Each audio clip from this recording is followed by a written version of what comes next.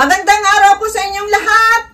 Andito na naman ako sa harap ninyo para magbigay na naman ng isang impormasyon na baka hindi nyo pa nalalaman. Pero bago ko simulan, humihiling lang po ako ng kaunting pabor na i-subscribe ang malit na channel ni Ate Stella ninyo.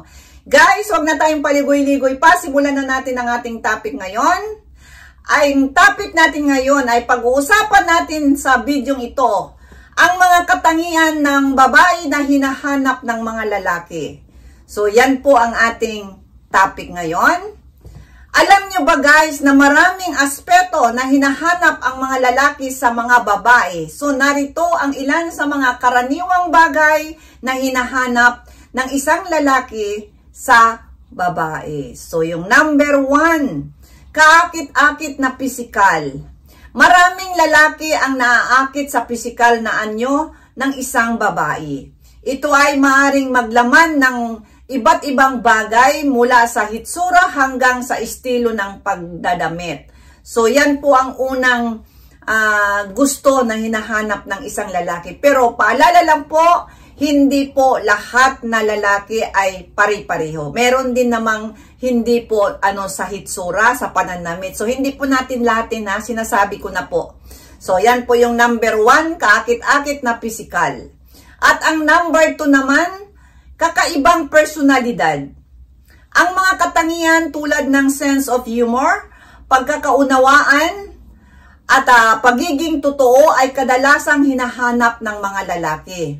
So, ang ibig sabihin, kapag mataas din ang sense of humor ng isang babae, kahit naman tayong mga babae din, na gusto rin natin ang mga lalaking merong mataas na sense of humor, yung kaya niyang magpatawa na kahit walang katatawanan, kaya niyang magpatawa sa kanyang kasintahan na merong problema, napapatawa. So, kahit ako gusto ko ang lalaking mataas ang sense of humor. So, yan po yung number 2. Kakaibang personalidad ng isang babae ay hinahanap ng isang lalaki.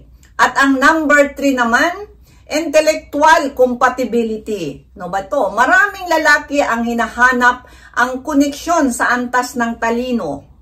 Ang mga pag-uusap na nagbibigay ng bagong kalamanan at pananaw ay napakahalaga sa kanila. So, ibig sabihin, mataas din ang nila kung ang isang isang babae ay matalino. So, So, yan po yung number 3.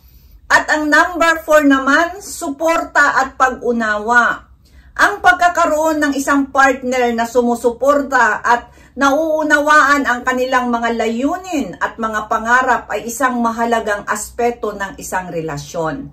So, ang ibig sabihin, napaka-importante sa isang lalaki ang suporta ng kanyang partner at pag-unawa. Kasi kung wala po yun, napakahirap po sa kanila na maano nila yung mga pangarap nila o ano ang layunin nila. Kaya mas maganda na susuportahan talaga ng babaeng asawa. Kahit naman dito sa Japan may kasabihan dito na kapag ang Japanese daw ay naging successful, maganda daw ang suporta ng kanyang asawa. So yan po ang kanilang, may kasabihan po yan dito sa Japan. So yan po, suporta at pag-unawa. At ang number 5 naman, pagiging independent naman ito. Maraming lalaki ang naaakit sa mga babae na may sariling mga interest at kakayahan. Ang pagiging independent ay nagiging simbolo ng lakas at tiwala sa sarili. So, ang ibig sabihin, magiging independent din tayo. Kumbaga, ang babae, na hindi na lang inaasa sa kung kani-kanino. Yung kailangan tayo talaga ang yung sarili talaga natin, yung mga interest natin, at saka yung mga bagay-bagay na nakakayanan talaga natin. Hindi lang tayo kung sa ibang tao. Yun ang ibig sabihin, magiging independent. Hindi lang umaasa kung kani-kanino ang babae na gusto ng isang katangian ng lalaki na gusto sa babae. So yan po yung number 5. At ang number 6 naman, ang common interest. Ang pagkakaroon ng mga kaparehong hilig at interest tulad ng libangan, musika o mga aktibidad ay nakakatulong sa pagbuo ng mas malalim na koneksyon. So, ang ibig sabihin, pag pareho kayo ng hilig, di ba? May kasabihan, pag pareho kayo ng hilig, mahilig makinig ng musika, o mahilig kayong magbisikleta sabay, o mahilig kayo sa mga bagay na magkatulad, magkapareho kayo, dito ay nakakabuo ng mas malalim na koneksyon. Isa din po ito, no? Kung pag meron kayong common interest sa isa't isa. Napakaganda po yan. Kasi pag meron tayong kausap nga, di ba, na pag naalaman natin na, uy, marunong ka pala ng ganon? Oo, marunong ako noon. Ganon. O, yun po ang ibig sabihin. Ako rin, ganito. So, mas mabilis yung yung mapalalim ang inyong connection sa isa't isa. Kahit na bago pa kayo nagkikita, na pag alam mo na yung mga gusto mo, gusto din niya, as mas mabilis yun. Mabilis talaga. At ang panglas naman natin ay ang pagsaalang-alang naman ito.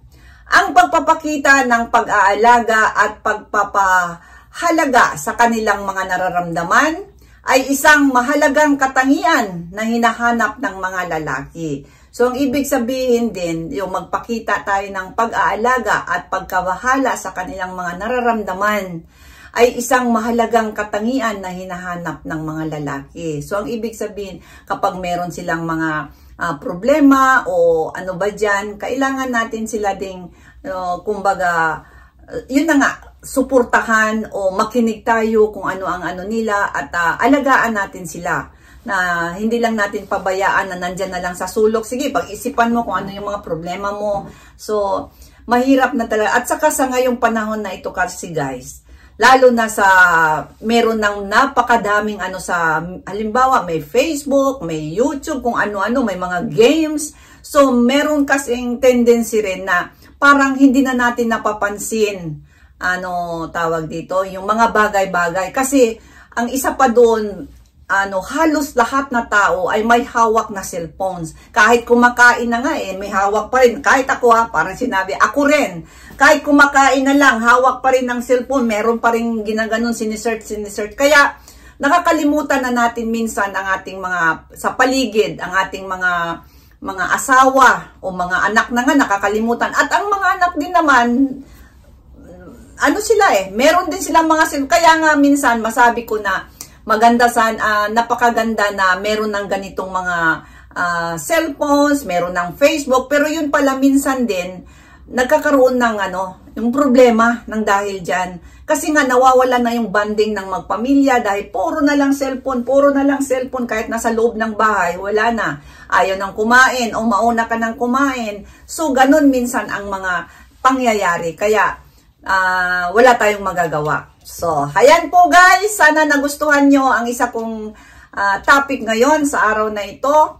At doon sa gustong malaman kung ano yung mga gusto ng mga lalaki sa katangian ng isang babae, sana makita nyo ang video na ito sa aking channel. Maraming salamat sa inyong lahat. Hanggang sa susunod, ang inyong lingkod si Ate Estela ninyo. Bye-bye!